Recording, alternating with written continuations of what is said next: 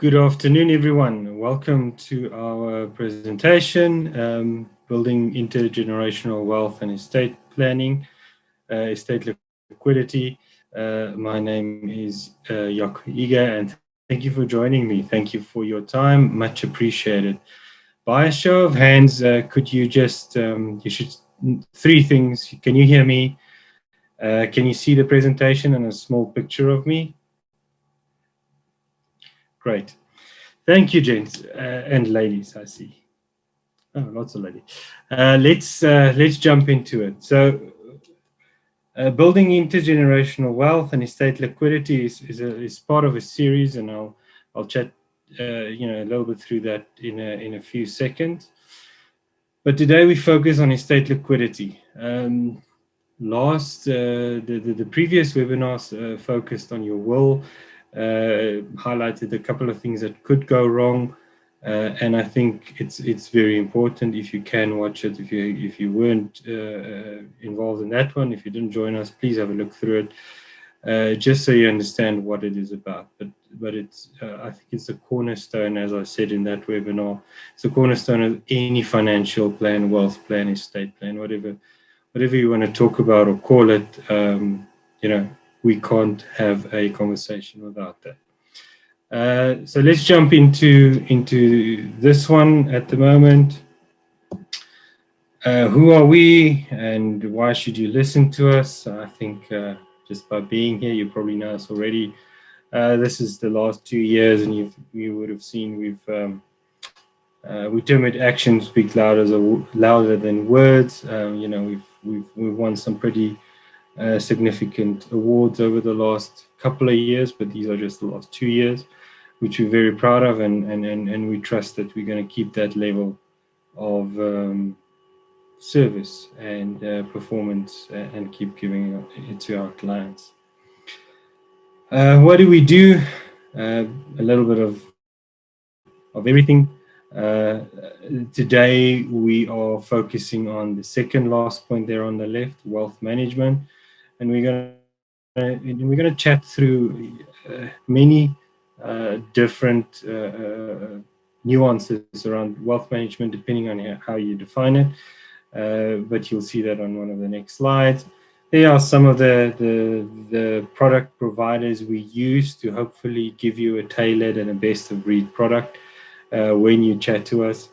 And obviously many of those names you will recognize. Okay, so I thought, let me just quickly explain where we are at the moment. So this is a series that I try and highlight at a high level. It's unfortunately we can't drill deep into any of these. We drill deep enough to hopefully provoke some thoughts and actions from you. There may be one or two things that you look at and that that sparks interest, that you need to reassess or get in contact with somebody for the first time. The point is, from a high level, these 7 kind of overarching themes that I'm going to do 7 webinars on are the cornerstones of your journey with us. So if you have a full wealth management journey through Rand Swiss, you can kind of expect this as a high level. Every client, every person would have its own little, kind of nuances that you need to address and maybe look at differently. But this is the gist of it. So the previous webinar was, and many of these I've done before, even a number of times. But just to tell you where we are at currently, the previous webinar was number 1, get your will in order. Today we're talking about the state liquidity portion of it.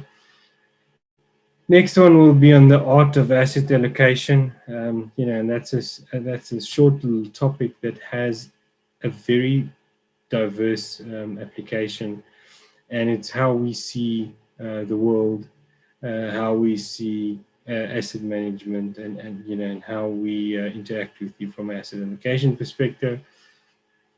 Active versus passive debate, and I call the number 4 and 5 a debate because that's what it is. It's always a debate. We're not proclaiming that we know everything, but I think we have some solid ideas and some solid opinions that needs to be considered around these topics. So it's the great active versus passive management debate. The next one is then the retirement annuity. Yes or no, is a retirement annuity the best value? If the answer is yes, why? If the answer is no, why? And I kind of put both hats on in the debates just to kind of give you an unbiased opinion on both sides. And then on the end, I kind of steer it a little bit to what we believe. All about offshore is basically how we see a South African client and offshore. Many times it's from a wealth and an asset allocation perspective, how we, what we see, how we do it, how we think about it. And then the last one in this series will be intergenerational wealth structuring. So we kind of look at local and offshore and how we perceive the best solutions to structure clients. And that is from a range of topics, from estate duty to capital gains tax to international estate duties called CITES taxes, etc. And that will drill a little bit into that. Okay, just a little bit of background. So we had number 2 today. That is what you will hear today, and hopefully it will bring you some value. On the agenda, you would have seen this in the invitation as well. There's quite a lot of technical considerations and talk around the tax aspect when we talk about estate liquidity.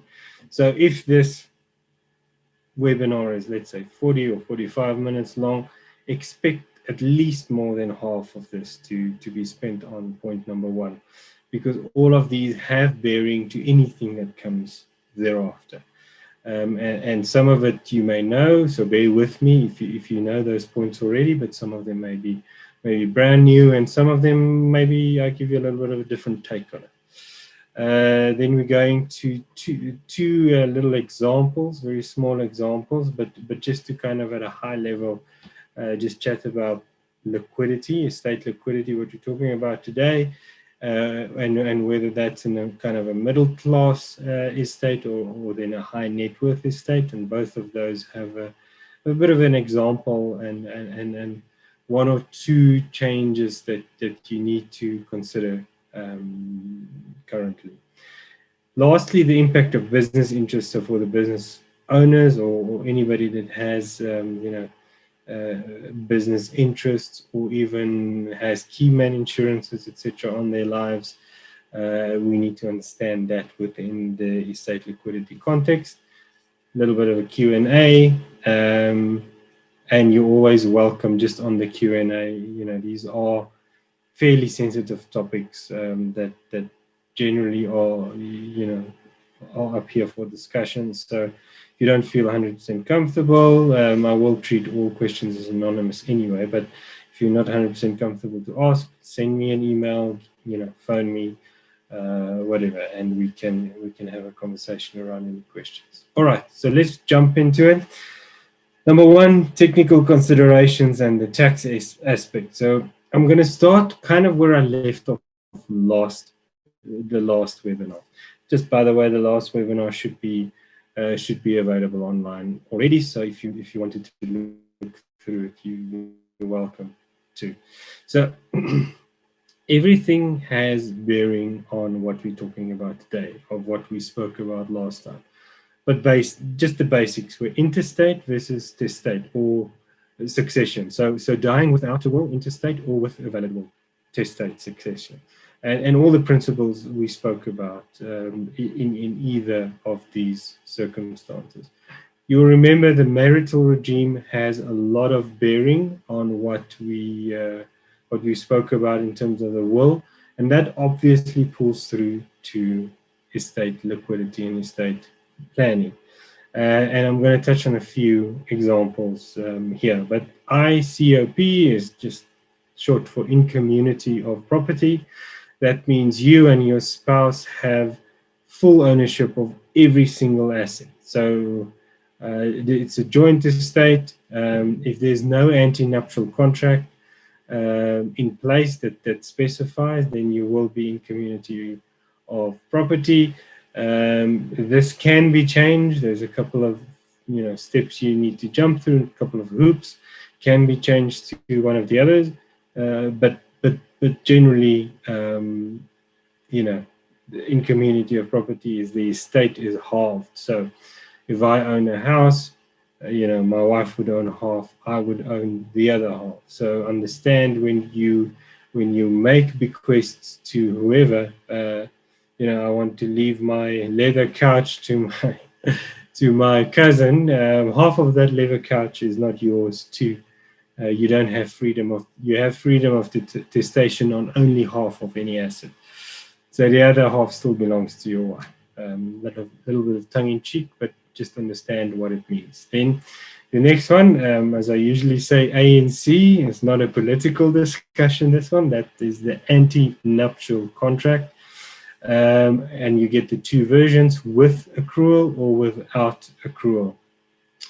So without accrual is, I almost want to say, the easy one. What's mine is mine, and what's yours is yours. And whatever grows from the date we get married up to whatever the date is that we, let's say, die, any growth of it is mine, of what was mine, and any growth of yours will be yours. So nothing, no joint or accrued assets. Then in terms of with accrual, that means we will have, and that's the first bullet point there, we will have commencement value. So let's just assume my wife and I started and we didn't really have any cash, and we both have or any assets, and we both had a commencement value of 0. And I'm going to go a little bit old school or traditional in my example. Apologies for that.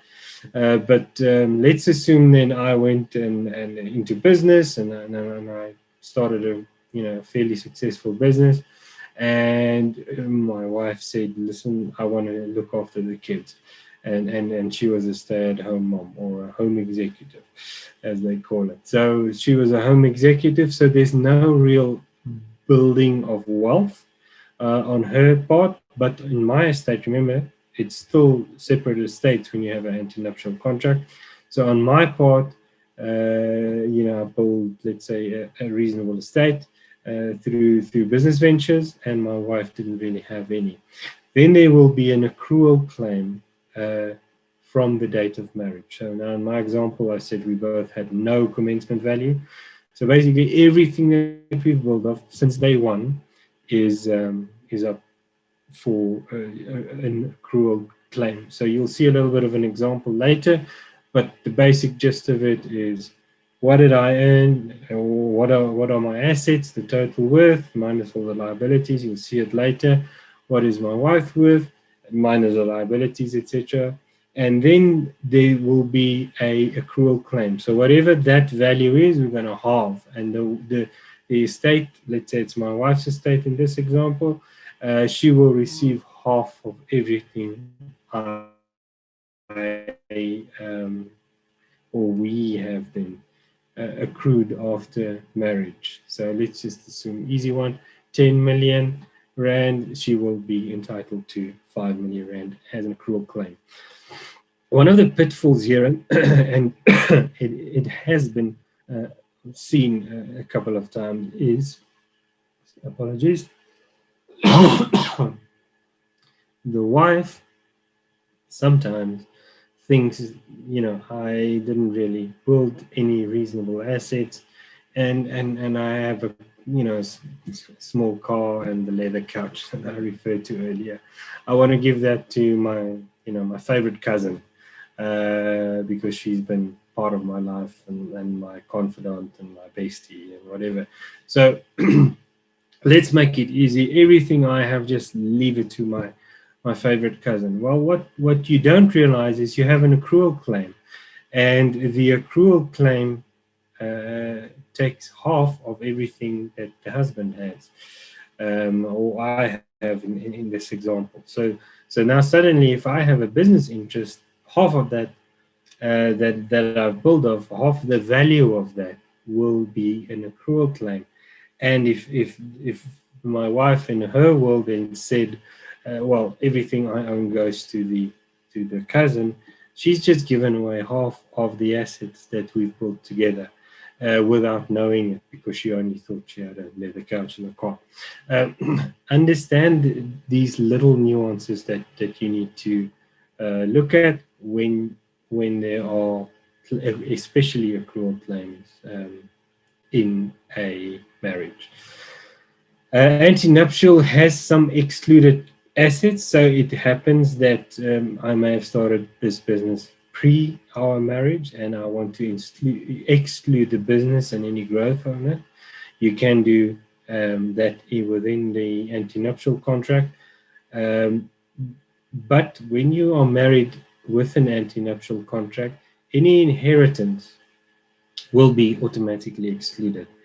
In community of property, and I said this last time as well, in community of property, any gifts or inheritances from parents, whoever, will be part of the joint estate. So if I am married in community of property and my folks leave me, let's say, a house, my wife will own half of that house. Whereas in an anti-nuptial contract, that is in part of the anti-nuptial contract, and I'm talking about 99% of the cases here, unless it is explicitly excluded. Part of the rules when you are married with an anti-nuptial contract is that any gifts or inheritances will be excluded from the estate, and you'll see that a little bit later as well. Okay, next one. Just to conclude on marital regimes, cohabitation. So the commissioner must be satisfied of the intention. So the intention of this cohabiting agreement, if we can call it that, has to be permanent. And if the commissioner is satisfied that it was a permanent agreement, it wasn't a 1 week let's stay together and one passes away, but there's a permanency of it, then it will be treated kind of like an anti-nuptial agreement without accrual, or contract without accrual, and separate estates.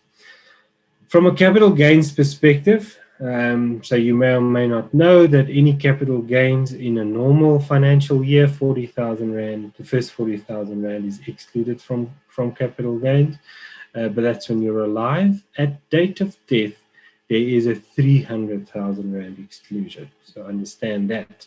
The second thing you need to understand about capital gains tax is that there are rollover relief between spouses. So if I pass away today and I have assets that has enormous capital gains implications, for example, my wife has that relief. So the assets will go over to my wife at the base cost of those assets that I acquired them. So on my death, if my wife inherits this asset with a high capital gains tax, she will not, or my estate will not have to pay any capital gains tax, because there are rollover relief between spouses. In other words, the base cost rolls from my estate to her estate. And one day when she passes away, obviously then the CGT will start triggering. But that's basically CGT what I wanted to chat about. Estate duty and executive fees. I think we all know this, but let's just go through these ones. Any estate less than 30 million at 20%, anything above 30 million will be estate dutiable at 25%. Section 4A is the abatement. So you'll know the first 3.5% of it, first 3.5 million of any estate has this Section 4A abatement. So you don't have to pay any estate duty on the first 3.5 million of an estate, and this can be doubled when on the first, if the first dying it wasn't, or the portion of this 3.5 million that weren't used. So, for example, let me take my wife and myself again. Let's assume that I'm giving everything to my wife. In other words, there will be no estate duty, because this 4A, sorry, my wife will inherit everything, and therefore there's no estate duty. So the section 4A abatement, the first 3.5 of mine, has not been touched, so it is still 3.5 million. That will then roll over to my wife, so that's why I say it can be doubled. So my wife will then, in this specific scenario, have 3.5 million in addition to her 4A abatement of 3.5 million. So the first 7 million of her estate will be free of estate duty. And then, or any portion. So let's say I used 2.5 million of mine, and there was still a 1 million left, that will then roll over. So her 3.5 million, we add the 1 million. Hope that makes sense. Executive fees, we already know, 3.5% plus VAT if your executor is VAT registered. I spoke a little bit in the previous webinar about making sure that you appoint your executor pre your date of decease. Make sure that the rates and the fees and everything have been negotiated. But you can have a look through that, or phone me, email me, whatever.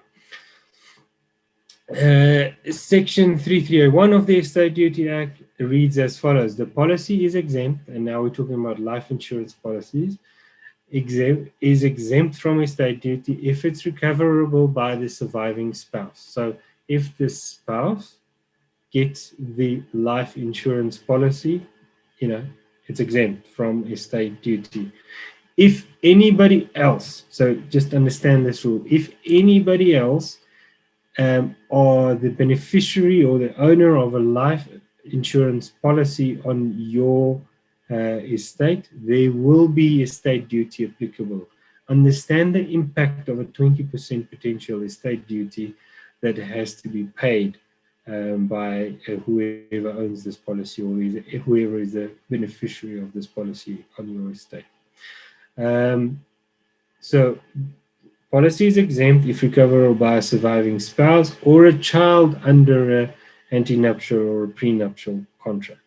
I'm not going to delve too much into that. So that is section 33A1. So A1A and A12 then goes on to give us another 2 examples of a life insurance policy being exempt from estate duty. And those are both in a business interest sense, which I'll get to in a later slide. But there are basically 3, and if you include the child under an antenuptial or a prenuptial contract, 4 instances where a life insurance policy does not have an estate duty impact. Anything else it will have. We'll chat about that going forward. Okay, then I just wanted to give you a flavor of what I'm talking about. And there's now a whole list here, and it's kind of small. I don't know if you can see it clearly. Hopefully you can, but I don't want you to get lost in all the little bullet points here. All that I wanted to say is that you to notice here is the big picture, and I'm going to chat you through it. So hopefully you can see the cursor on the screen. So this is a 11-year-old marriage. There was a start value for the planner, or let's just say in my case the husband, and that's me, and then my wife 320. So that we have specific tables, just so you know, and you'll see it a bit later. But we have specific tables that gives us the inflation adjustment that we apply to this. So that 650 will be taken up, or will be multiplied by the inflation factor from 2010 to now, so 11 years, and that will give me my current value of my initial value. So the current value of that 650,000. If I pass today, same story with my wife, 320. And then we don't even have to look how this estate was compiled in terms of the assets, but it's roughly 12 million. And then we have to less all these liabilities. So, I think this was a house still outstanding. There's some CGT, there's transfer and master fees on properties applicable in this estate, executive fees, funeral costs. There's the inheritance that was excluded. Remember, I said inheritance are excluded in anti-nuptial contracts, and because this is an accrual example, that will be excluded. There's kind of two schools of thought, so don't get lost in this. But one school of thought say drop any pension interest or pension fund values in at the top, here in the 12 million, and then just deduct it. And the other school of thought said because it's exempt, just leave it out. So don't pay too much attention. But pension interest don't form part of this, and that's a separate conversation. Policies payable to the spouse, as I said to you, section 331 leaves this exempt, and then there we go. There's the inflation adjusted start value. So according to the tables, the 650 is now worth that, and the 320 is now worth that. So don't get lost in all the nuances. I'm just trying to give you an idea of what I'm talking about. So then there will be an accrual claim of roughly 2.9 million once we've taken all of this off. There's accrual, in other words, after date of marriage of 2.9, 141. If we then look at the difference between the two, the spouse obviously has the smaller estate, so she needs to get half of this accrual, difference in accrual, which is 1.4 million, and then obviously my estate, or the husband's estate, is liable for that 1.4 million. So that's all that I wanted to show there. Just so you understand a little bit of what I'm trying to refer to in terms of an accrual. So if the wife now, in my example earlier, left that to the cousin unknowingly, there's literally a 1.4 million gap in the in my estate if it doesn't go to my spouse. That needs to be funded from somewhere. And we need to understand if there's liquid assets, but we'll get to that now. Maintenance is also important. So that MSSA that you see over there is the Maintenance of Surviving Spouses Act. And that talks about dependents, whether that is, and dependents. Obviously, MSSA is specifically about spouses and the definition of a spouse. And we talk about the, dependents. Maybe there are a couple of examples I can give. There's one I'll give you at the bottom, which is a child, but let's just stick with a wife or a spouse for the moment. Reasonable maintenance until death or remarriage. And it happened not too long ago. We were a client approached us, and it was a male client.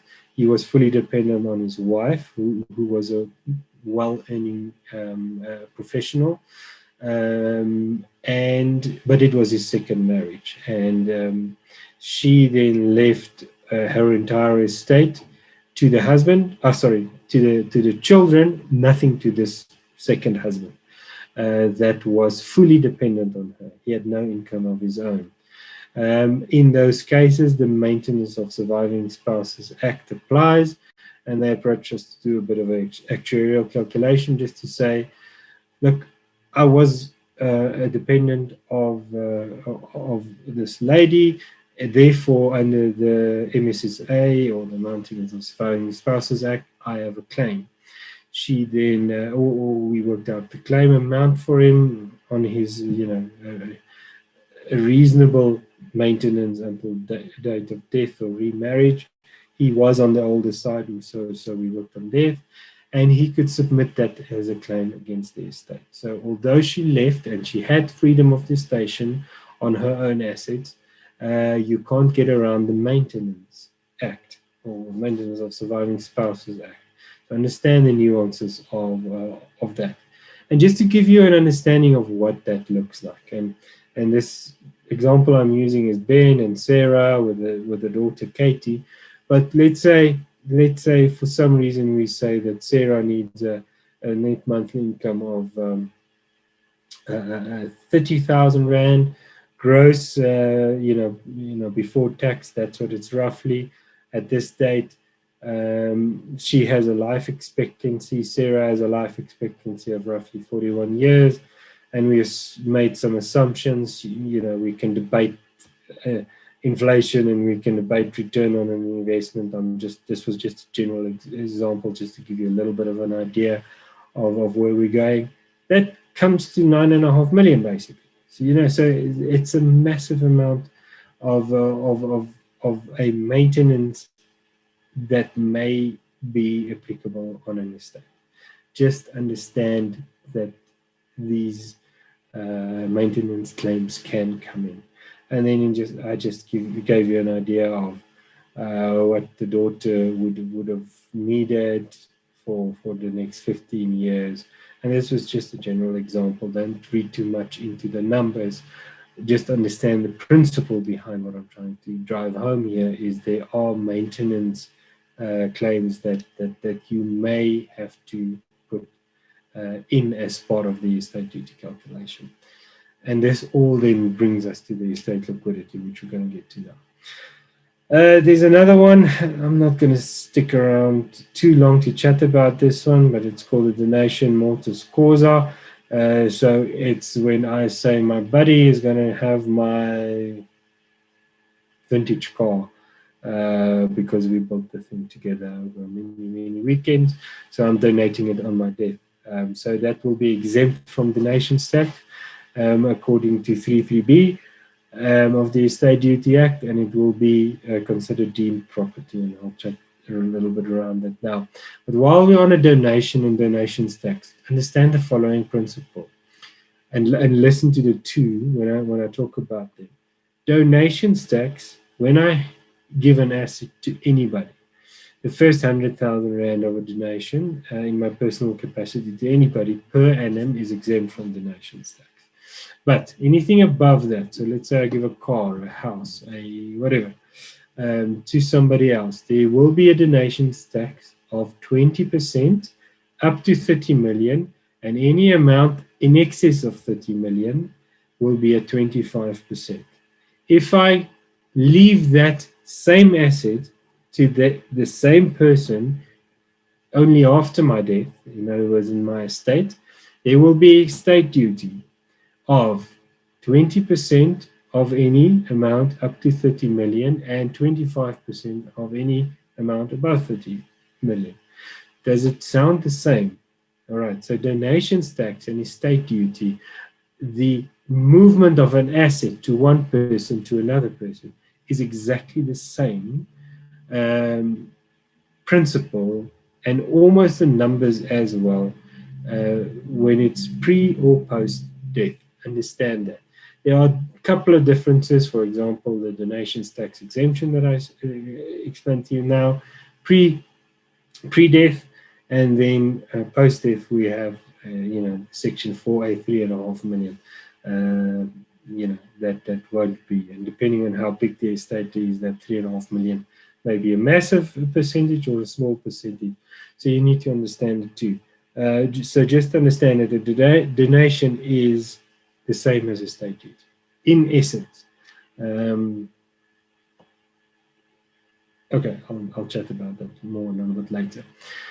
So I've said a lot now. Let's just look at a little bit of a template. So estate duty template. So we're going to have property. So property is anything that you owned while you were alive.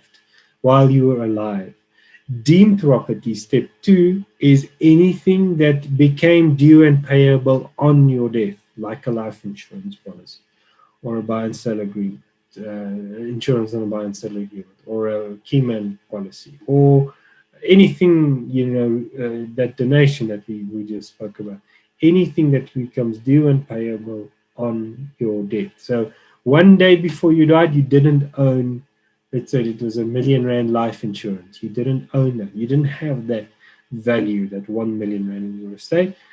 Deemed property is anything, after that triggered because of death. So we get a total value of your estate when we add those two. There are allowable deductions, and we're going to chat about some of them now. It gives you a net value. minus that 4A abatement that we spoke about already gives you a due to bill amount. And that is, let's say, less than 30 million. So that's at 20%, anything above 3.5 million. And then there may or may not be some rebates. Okay, so everything kind of boils down to what I just mentioned. Now, let's move on to then a little bit, let's make it a little bit more practical. So in a middle class estate, and I'm not going to define a middle class estate because yeah, I think there will be many definitions, but let's just assume this is a middle class estate. And again, there are so many line items here, ignore the detail. And I just want to confirm that Benjamin and Sarah are both fictions of my imagination. They are not real people. I'm not giving you the detail of personal details of the clients here. Definitely fiction of my imagination. So Benjamin, as I said, has some investment, have some properties, movable property, and has total assets of 8 million, 1.5 for Sarah. Again, sorry. Again, here I brought in the pension fund, but as I said, we don't have to, but you'll see it coming out just now. There will be amount payable to the spouse. That will be a life insurance policy. There's a value of an RA that will also go up. But anyway, the total estate is then 12 and 1.5. And then we have, again, don't get lost in the line items. Just bear with me and stick with me. There's a bond liability. There's a bit of a liability on the vehicles, some credit card debt, and so those are the total liabilities you want settled at death. Then we do the estate duty calculation, and again, don't get lost in the line items. But all that I'm trying to get to you here, there we take out as I said, the policy to the spouse, section 331A, sorry, 331. We had some bequests to the spouse. You'll see there's an accrual claim in there, the 1.4 that we saw earlier, etc., etc. We take off the 4A abatement. And in this case, I chose either to be the first dying, so it's a 3.5 million. And what do we get to here? An estate duty of 0. Okay, so we're fairly happy. We opened a bubbly. There's no estate duty, so we can be fairly confident and calm that we're fine. There won't be any estate duty payable. And this is kind of the gist of this presentation, is now let's look at estate liquidity. So this abatement was great. Now there's no estate duty. But now we still have to do the estate liquidity. And before I explain the estate liquidity problem, let me give you an example. And I always use this example because it's not too far off from something I've seen before. And it's a fairly wealthy father. He was the only survivor of the marriage at that point in time, and they had a family home of roughly 5 million. Let's make my life easy in terms of the numbers. And he had a vintage car. He had 2 sons, and he had a vintage car of roughly 5 million. The father lived through all his other assets. So his pension funds or life or living annuity, whatever it may be. There were no other assets. There was a family home which was dear to the one son and did not want to lose it out of the family. Intergenerational wealth. And the other thing, the vintage vehicle was for the other son, bequeathed to the other son. And the father and the son built this thing and, polished it over many years. So these two were fairly similar in value, and let's say 5 million rand each, and therefore he left it to the one son, the family home, and the other son, the vintage vehicle. The problem is he had nothing else, right? He had no other assets that's liquid, and let's just obviously I'm oversimplifying what actually transpired, but let's just say the 3.5 million rand took care of the rest, the Section 4A abatement. That left these two assets that had to go to these two children, these two boys. And the problem is there's a 20% estate duty on these two assets. So 2 million rand had to come from somewhere. You don't want to liquidate the house. It's the family house that needs to stay in the family for many generations to come, firstly. And secondly, you don't want to liquidate the vintage car, because this is was the passion of the two sons. Therefore, from a estate duty point of view, there was no problem. But from a estate liquidity point of view, this 2 million rand had to come from somewhere. Where did it come from? Well, in this case, either these two sons had to kind of pay it, and who knew if they had enough money to come up, or they had to liquidate one of these very loved assets. A bit of an extreme example, but you get what I'm trying to get to. So that brings me to estate liquidity. So the same estate that we see here at the bottom, zero estate duty. Let's move on to estate liquidity. If Benjamin dies, for example, there are assets that can be liquid or converted to cash immediately of 425. However, the bond has to be settled. CGT has to be paid. Transfer fees, executive fees, funeral costs. The accrual claim has to be settled. So this accrual claim, if everything goes to the wife, not so much of a problem. But if it doesn't, if the wife says my cousin needs to own everything, it is a problem. And you can see here, even an estate, a middle class estate that has no estate duty implications, has a shortfall, a liquidity problem, a cash problem of 3.5 million. All that means is, of all those assets, something has to be liquidated. Okay, let's carry on before I talk about that. This one, I just added the provision for dependents, and you can see that just obviously makes the estate, it's roughly 6 million, I showed it earlier. It just makes the problem much worse. Don't want to stop there for now. I see we're running out of a bit of time. That's middle class estate. Let's go to high net worth estates. So this is also a real example.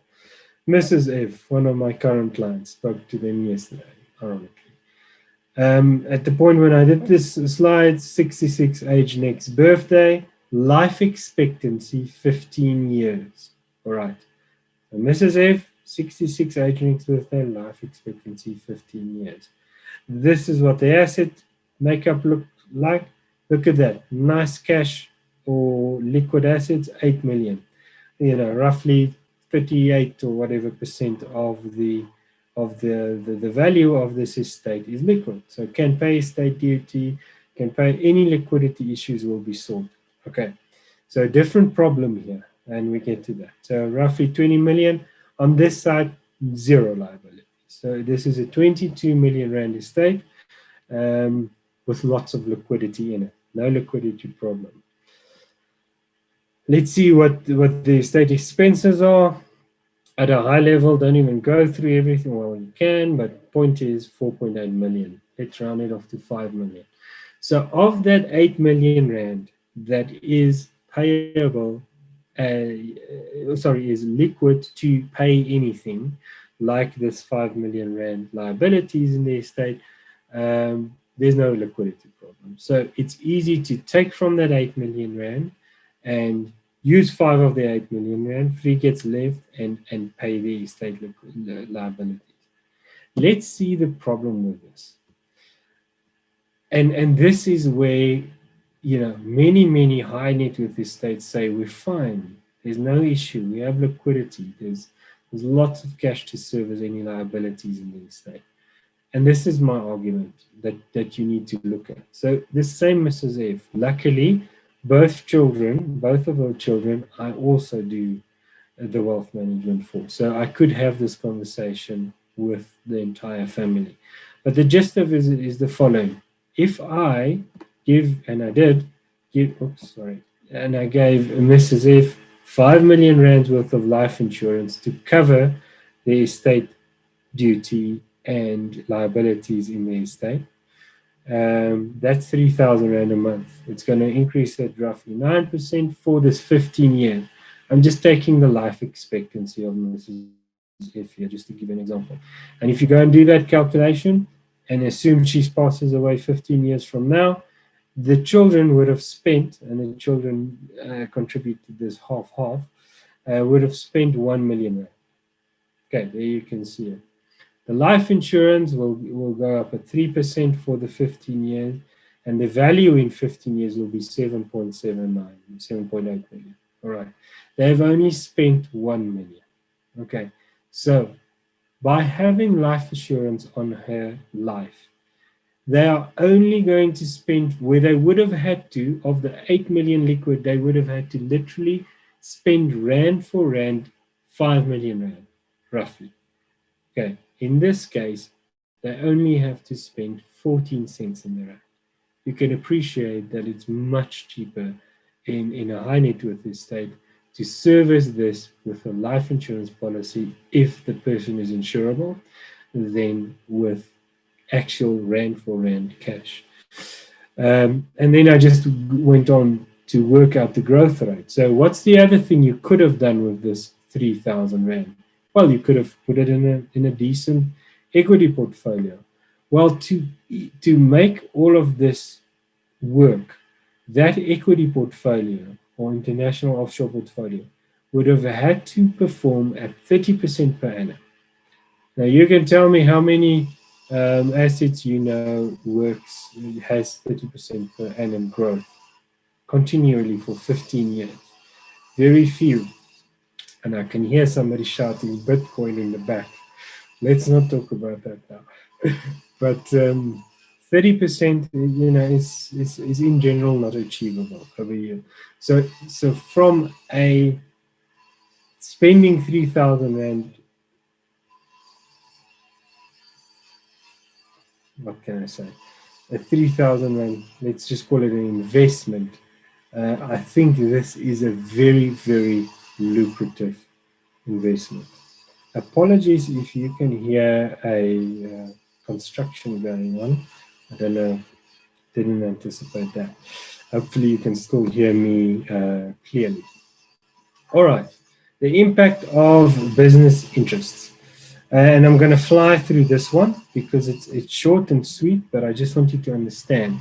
There are two. Remember when I spoke about section 331, where I said the spouse and in some instances the children, life insurance policies will not attract estate duty. You have to pull section 33A through to business interests. And there are two ways that this happens. The one is key man insurance, and the second one, I should have corrected this. This must be buy-sell agreement. So just ignore this one here. Hopefully you can see my cursor there.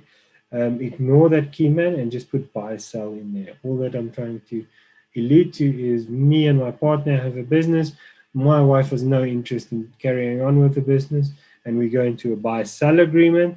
That buy-sell agreement will stipulate the terms that I'm going to sell my 50%, let's say it's 50-50, my 50% of this business to my partner on the date of death or disability, if that's applicable, but we're talking about estate duty, so it's death now. So on date of death, there's a buy and sell agreement. This buy and sell agreement, or this money, let's say it's worth 5 million. I'll use the 10 million rand example.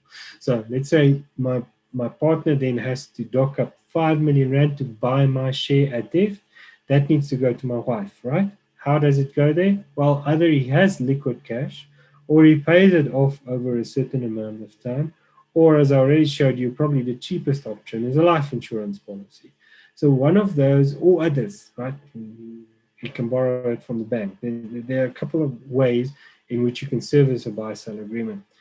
But whatever that is, understand that if it's a life insurance policy, that 8 or 9 out of 10 times is probably the most suited in a buy and sell agreement.